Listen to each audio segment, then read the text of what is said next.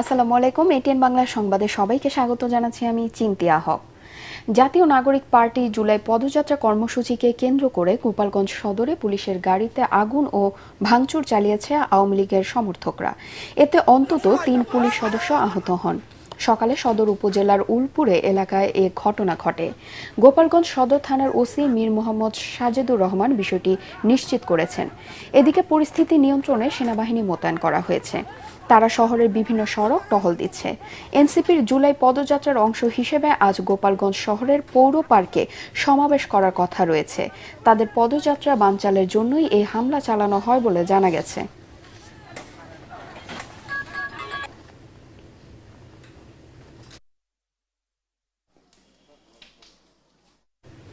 জুলাই শহীদ দিবস উপলক্ষে আজ দেশে রাষ্ট্রীয় শোক পালন করা হচ্ছে।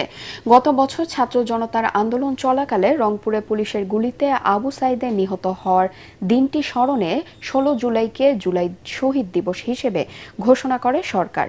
এ উপলক্ষে সব সরকারি, আধা সরকারি ও স্বায়ত্তশাসিত প্রতিষ্ঠান, শিক্ষা প্রতিষ্ঠান সহ সব সরকারি ও বেসরকারি ভবন এবং বিদেশে বাংলাদেশ মিশনে জাতীয় পতাকা অর্ধনমিত রাখা হয়েছে। মসজিদ সহ বিভিন্ন ধর্মীয় উপাসনালয়ে হবে দোয়া, মোনাজাত ও প্রার্থনা। এছাড়া গণ অভ্যুত্থানে আওয়ামী লীগ সরকারের পতনের দিন ৫ আগস্টকে জুলাই গণ অভ্যুত্থান দিবস ঘোষণা করা হয়েছে।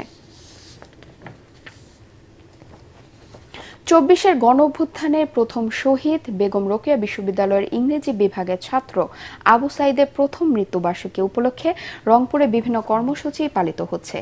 সকালে বেগম রোকেয়া বিশ্ববিদ্যালয়ে শহীদ আবু সাইদ তোরণ ও মিউজিয়াম উদ্বোধন করেন শহীদ আবু সাইদের পিতা মকবুল হোসেন। এ সময় উপস্থিত ছিলেন অন্তর্বর্তী সরকারের আইন উপদেষ্টা আসিফ নজরুল ও বন ও পরিবেশ উপদেষ্টা সৈয়দা রিজওয়ানা হাসান।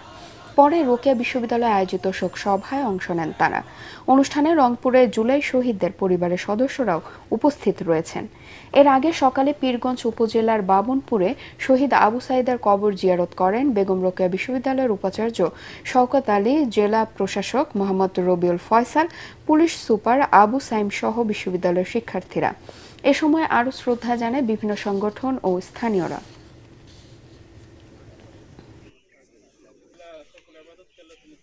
শুধুমাত্র চার্জশিট দিয়ে তারা থেমে থাকে, এটা আসলে হবে না। আমরা চাই দৃষ্টান্ত বিচার এবং দৃশ্যমান বিচার, সেটা আমরা এখন পর্যন্ত পাইনি। এই অদৃশ্য কারণে এত সময় লাগলো তদন্ত করতে আমরা জানি না। মাত্র 6 জনকে গ্রেপ্তার করা হয়েছে, বাকিরা এখনো ধরা ছোঁয়ার বাহিরে। আমরা এই অন্তর্বর্তীকালীন সরকারের কাছে প্রত্যাশা করি এই সরকার থাকা অবস্থায় এই জুলাই বিপ্লবের সকল শহীদদের বিচার তারা করবে। শহীদ আবু সাইদের মেমোরি স্ট্রিট স্টাম্প আমরা ওটা ফলক উন্মোচন করবো এবং শহীদ আবু সাইদের গেট এবং মিউজিয়াম এর ফলক উন্মোচন করা হবে।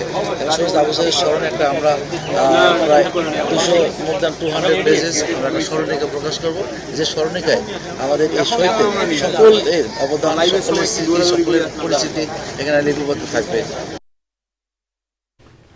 কোটা সংস্কার আন্দোলনের প্রথম শহীদ আবু সাইদের প্রথম মৃত্যুবার্ষিকী আজ। গেল বছর এই দিনেই বেগম রোকেয়া বিশ্ববিদ্যালয়ের মেধাবী শিক্ষার্থী মৃত্যুকে আলিঙ্গন করেন 2 হাত প্রসারিত করে, যার মৃত্যুর পরই শিক্ষার্থীদের আন্দোলন রূপ নেয় বিদ্রোহে। তবে যার প্রাণের বিনিময়ে সফল হলো আন্দোলন, সেই অভ্যুত্থান পরবর্তী দেশটা এখনও ভালো নেই বলে মনে করেন শহীদ আবু সাইদের মা মনোয়ারা বেগম। তার বাবা চান ছেলে হত্যার সুষ্ঠু বিচার। বোনের দাবি 16 জুলাইকে আবু সাইদ দিবস হিসেবে পালনের। রংপুরের পীরগঞ্জে আবু সাইদের বাড়ি থেকে ফিরে রিপোর্ট করছেন মাজহারুল হক মুহাজির।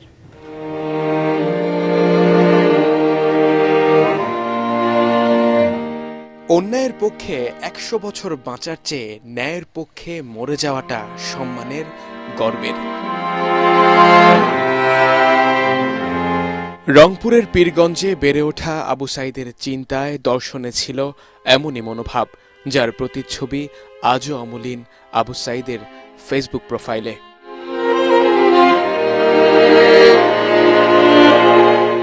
বেগম রোকেয়া বিশ্ববিদ্যালয়ের ইংরেজি বিভাগের শিক্ষার্থী আবু সাইদ 2024-এর কোটা সংস্কার আন্দোলনের শুরু থেকে ছিলেন নেতৃত্বে।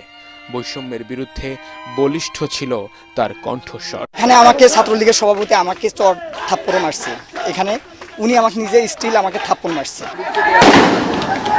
16 জুলাই 2024 আন্দোলনের এক পর্যায়ে পুলিশের ধাওয়ায় শিক্ষার্থীরা যখন ছত্রভঙ্গ হয়ে পড়ে তখনই 2 হাত প্রসারিত করে পুলিশের সামনে দাঁড়িয়ে যায় আবু সাঈদ।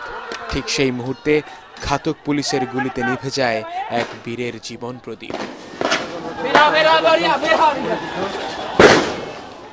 এই কবরেই শুয়ে আছেন গেল বছর কোটা সংস্কার আন্দোলনে পুলিশের গুলির সামনে 2 হাত প্রসারিত করা তরুণ মেধাবী যুবক আবু সাঈদ, যার মৃত্যুর খবর ছড়িয়ে পড়ার পর থেকেই কোটা সংস্কার আন্দোলন রূপ নেয় ফ্যাসিবাদ বিরোধী এক আন্দোলনে। 9 ভাই বোনের অভাবের সংসারে কেবল আবু সাঈদেরই পড়াশোনা চালিয়ে যাওয়া সম্ভব হয়েছিল।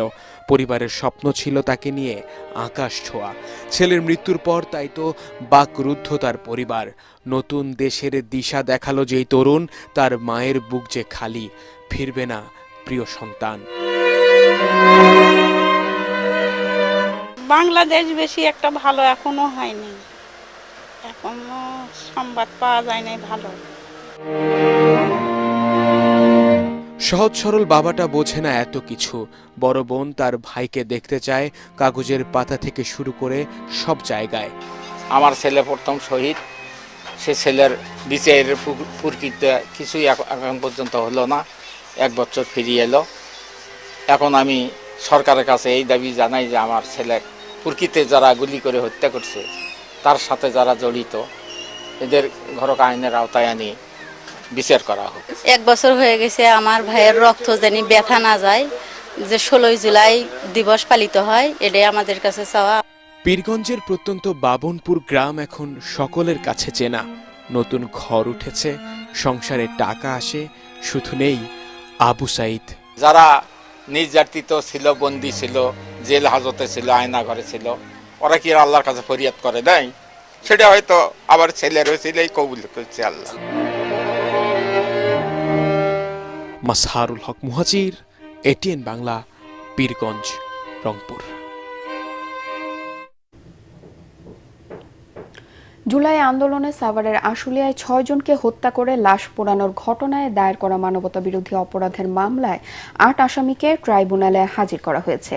এই মামলায় পলাতক সাবেক সংসদ সদস্য সাইফুল ইসলাম সহ 8 জনকে গ্রেফতার করে ট্রাইব্যুনালে হাজির করার জন্য আজ দিন ধার্য ছিল।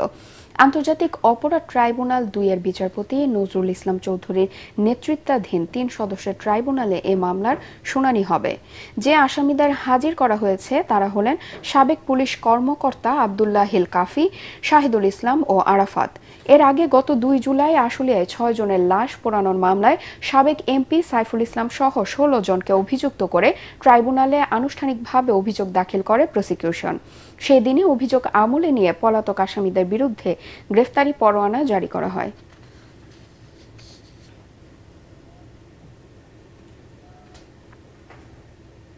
পরবর্তী সংবাদ দেখার আমন্ত্রণ জানিয়ে এখনকার মতো শেষ করছি।